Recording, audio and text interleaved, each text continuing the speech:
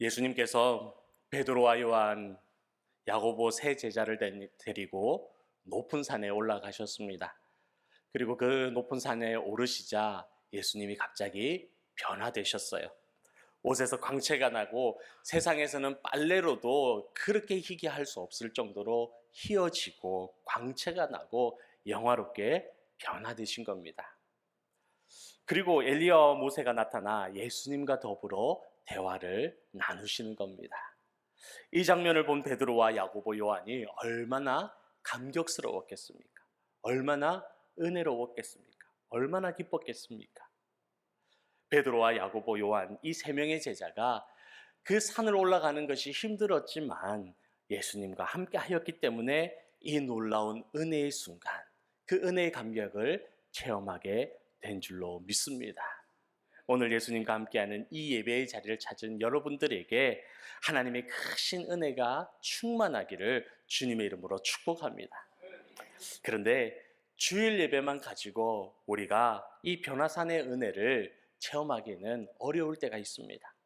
수요 예배를 통해서 그 말씀의 깊이 앞에 나를 더 세워보시기도 하시고, 그래서 더 성숙의 길로 나아가 보기도 하시고, 또 힘들어도 새벽기도, 금요기도에 나와서 하나님 앞에 부르짖으면서 내 삶의 문제들, 내 삶의 근심들 다 내려놓고 씨름도 해보시고, 그러면서 매 순간마다 주님과 함께 부딪힐 때에 내 삶에 다른 사람이 경험하지 못했던 변화산의 그 크신 축복과 은혜가 내 삶에 가득하게 되는 것입니다. 그래서 마태복음 11장 12절 말씀을 보면 천국은 침노를 당하나니 침노하는 자는 빼앗느니라 라고 말씀하고 계세요.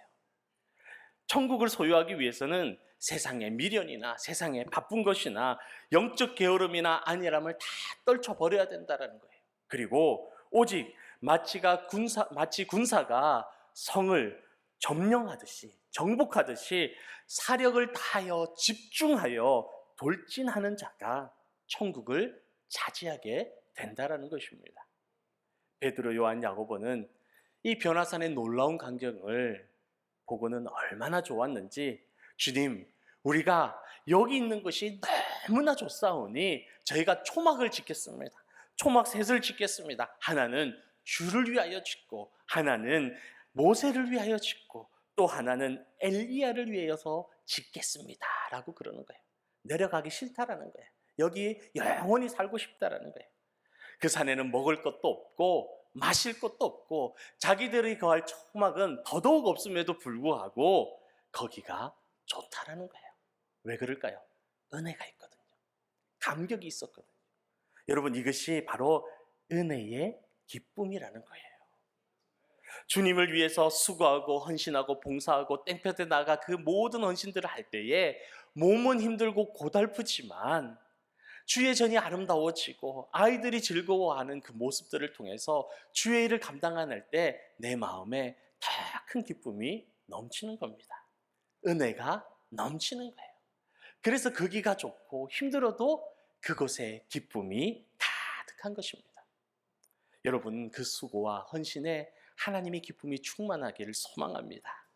하나님의 자녀는 그곳이 높은 산이나 거친 들이나 초막이나 궁궐이나 내 주 예수 모신 곳이 그 어디나 하늘나라인 줄로 믿습니다. 우리 가정도 주님이 함께 하시면 내 가정이 천국이 되는 겁니다. 내 마음에 주님이 함께 하시면 날마다 내가 천국의 삶을 살아가게 되는 것입니다.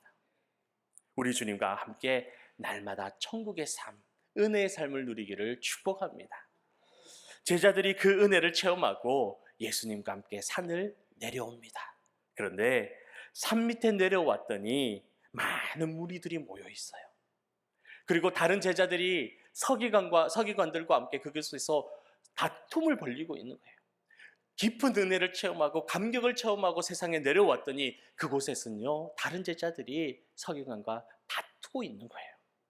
우리 성경에는 변론하고 있었다라고 기록하고 있는데 표준 세번역 성경에는 논쟁하고 있었다라고 기록하고 있고 공동 번역 성경에는 말다툼하고 있었다라고 기록하고 있어요. 그러니까 뭔가 좋지 않은 불편한 일이 일어나서 제자들과 서기관들 사이에 큰 언성이 오가고 있었던 겁니다.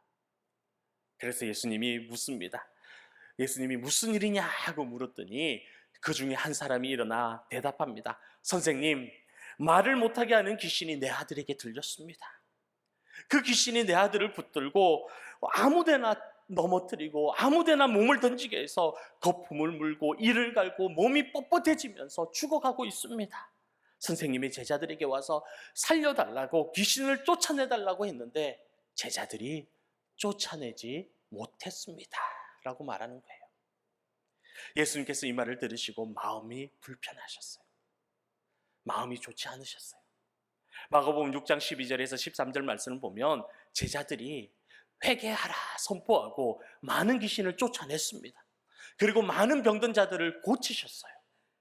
그런데 왜 오늘은 귀신을 쫓아내지 못하고 오히려 세상의 다툼과 논쟁거리가 되어서 그 속에 휘말려 있는 것일까요? 예수님께서 변화산에 올라가시고 안 계세요. 제자들 옆에 계시지 않고 제자들만 혼자 있는데 귀신 들린 자를 데리고 온 겁니다. 그러니까 이 제자들이 당황한 거예요. 예수님도 안 계신데 어떡하지? 불안한 거예요. 두려운 거예요. 예수님처럼 하나님께 간구하고 담대한 믿음으로 예수 이름으로 선포하며 귀신을 쫓아내야 되는데 두려운 나머지 하나님을 보지 못하고 연약한 자신을 바라보는 겁니다. 마치 베드로가 예수님을 바라보고 무리를 걸어가다가 두려움에 하나님을 보지 못하고 예수님을 보지 못하고 물속에 빠져들어간 것처럼 이 제자들도 두려움 속에서 하나님을 보지 못하고 연약한 자신을 바라보니 귀신이 떠나가지를 않는 겁니다. 그래서 예수님께서 이들을 향하여 말씀하십니다. 이 믿음 없는 세대여, 내가 얼마나 오랫동안 너희와 함께 있으며 얼마나 너희를 참으리요. 내가 언제까지나 너희와 함께 있을 수 없고 내가 언제까지 너희를 기다릴 수 없다라는 거예요. 여러분, 우리가 예수 그리스도를 믿는다라는 것은 그 이름을 의지하여 주님처럼 우리도 능력을 행하는 믿음의 자리, 능력의 자리까지 나아가는 것을 말하는 겁니다. 요한복음 14장 12절 말씀에 내가 진실로 진실로 너희에게 이르노니 나를 믿는 자는 내가 하는 일을 그도 할 것이요 또한 그보다 큰 일도 하리라. 예수님께서 말씀하셨습니다. 여러분, 제자는요 스승의 경지까지 오르거나 스승의 경지를 넘어서는 사람이 진짜 제자예요. 참 제자라고 하는 겁니다. 우리는 예수 그리스도의 제자입니다. 제자의 삶을 흉내내는 것이 아니라 예수님을 따라가는 진정한 제자가 되어야 되고 능력의 삶을 살아가는 능력의 제자가 되어야 될 줄로 믿습니다. 그렇게 되는 여러분 되기를 주님의 이름으로 축복합니다. 예수님께서 그 아이를 데려오라 말씀하세요. 그래서 그 아버지가 그 아이를 데려옵니다. 이 아이가 언제부터 이렇게 되었느냐? 어릴 때부터입니다. 귀신이 내 아들을 죽이려고 아들을 불과 물에 자주 던집니다. 주님, 할 수만 있으시다면 우리를 불쌍히 여겨 주시옵소서. 할 수만 있으시다면 우리를 불쌍히 여겨 주시옵소서. 예수님께서 그 말을 들으시고 그 아버지를 꾸짖으세요. 꾸짖으면서 하시는 얘기가 할 수 있거든이 무슨 말이냐? 믿는 자에게는 능히 하지 못할 일이 없느니라. 여러분, 하나님의 일에는 만약이라는 게 없어요. 만약이라는 가정법의 개념이 없다라는 거예요. 왜인 줄 아세요? 전능하신 하나님께서 하시는 일이기 때문에 만약이라는 것이 있을 수가 없다라는 거예요. 우리가 하나님의 일을 하면서 만약이라는 단어를 우리가 쓰고 있다면 다시 말하면 그 자체가 우리가 하나님에 대해서 믿음이 없다라는 거예요. 만약 하나님이 고치신다면, 만약 하나님이 하신다면 그 말은 우리가 믿음이 불안하다는 거예요. 믿음이 연약하다는 거예요. 왜냐하면 하나님은 전지전능하세요. 불가능한 일이 없으세요. 그렇기 때문에 우리에게 행하시는 그 일도 만약이 없다라는 것입니다. 그래서 하나님께서 말씀하시면, 우리의 죄를 용서하셨다고 말씀하시면 우리의 죄가 용서받은 줄 믿으시기 바랍니다. 하나님이 우리에게 부활과 영생을 약속하셨다면 우리의 삶에 그것이 반드시 현실이 됨을 믿으시기 축복합니다. 그 이름을 믿는 자들에게는 하나님의 자녀가 되는 권세를 주셨다고 약속하셨으면 여러분은 그 자녀의 권세를 누리시기를 축복합니다.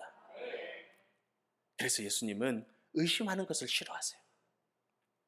주님, 하실 수 있으면 도와주십시오가 아니라 백부장의 믿음처럼 주님, 말씀만 하옵소서. 그리하면 내 하인이 낫겠나이다. 주님이 원하시는 믿음이 이런 믿음이에요.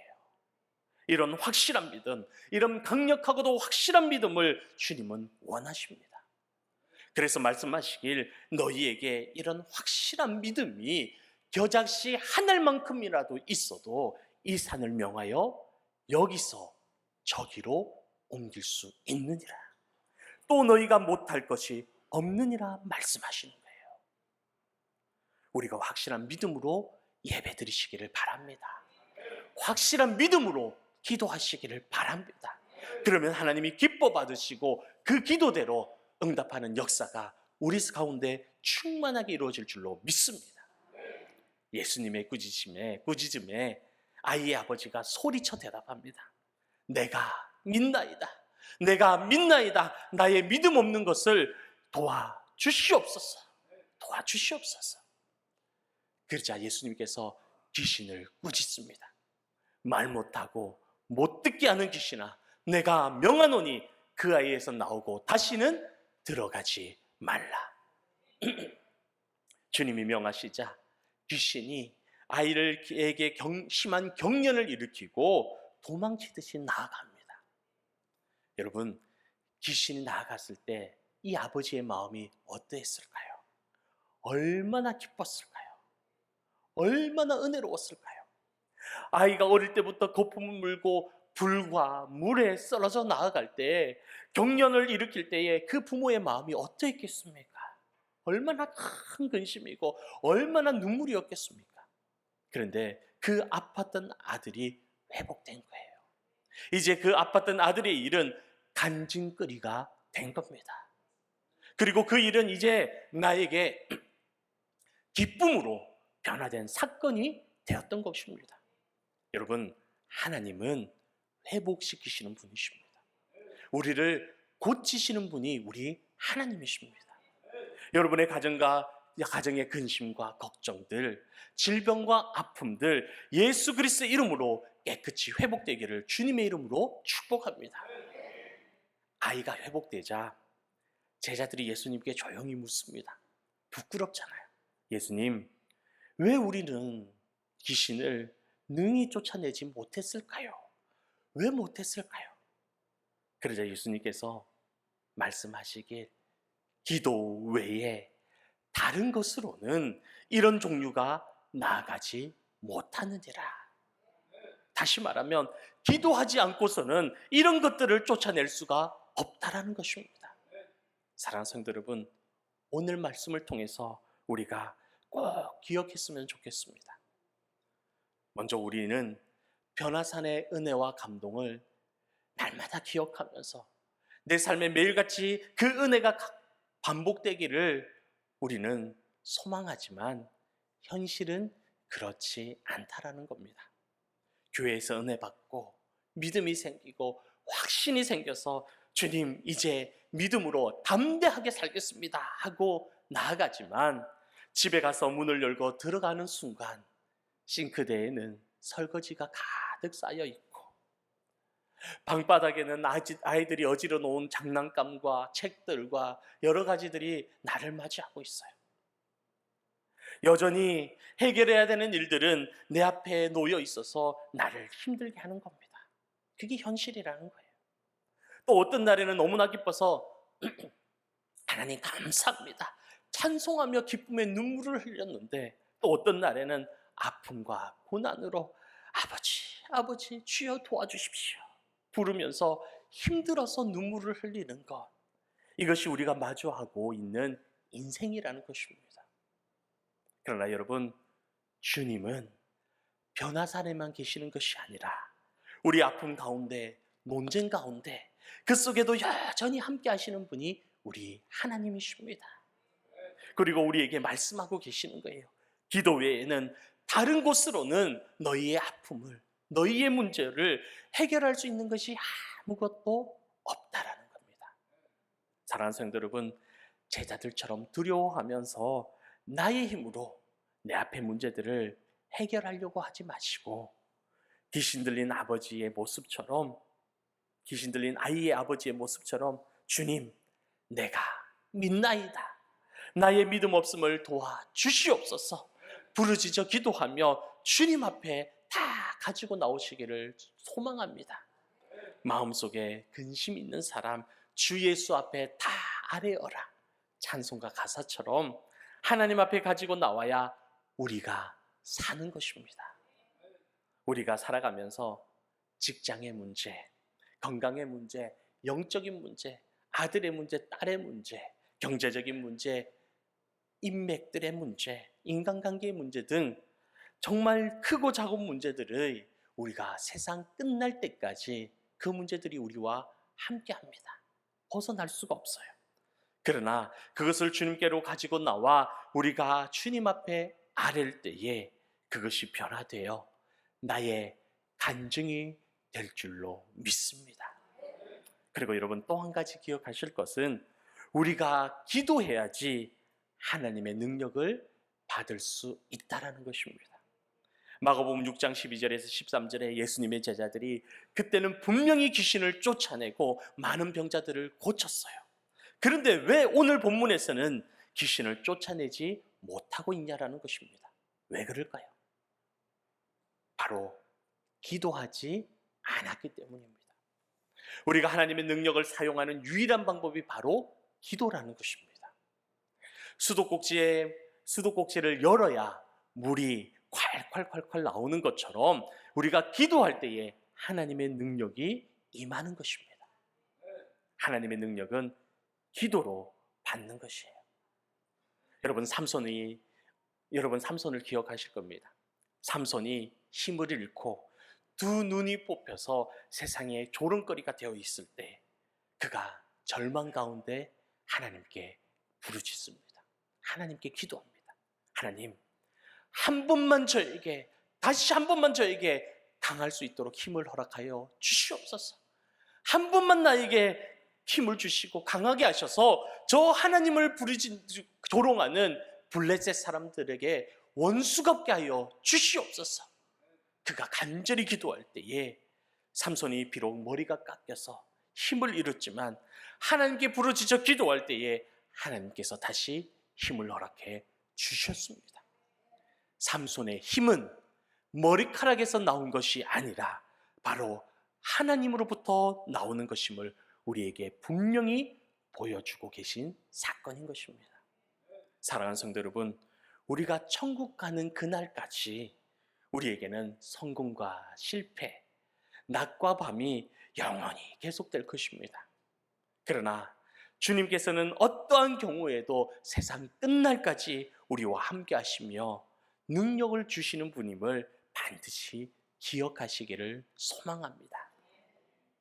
우리 하나님은 능치 못할 일이 없으십니다. 만약이 없으시다라는 거예요. 그러므로 오늘 본문에 나온 귀신 들린 아들의 아버지처럼 주여, 내가 믿나이다, 내가 믿나이다, 나를 도와 주시옵소서, 주님을 붙드는 거예요. 믿음으로 여러분 문제를 하나님 앞에 아뢰며 하나님의 놀라운 능력으로 막힌 모든 문제들을 하나님 앞에 다 아뢰 때에 능력의 하나님께서 그 문제를 하나하나 열어가시는 놀라운 축복이 우리 삶의 간증이 될 줄로 믿습니다. 그 간증의 삶을 살아가는 영일만의 모든 성도 되시기를 주님의 이름으로 축원합니다.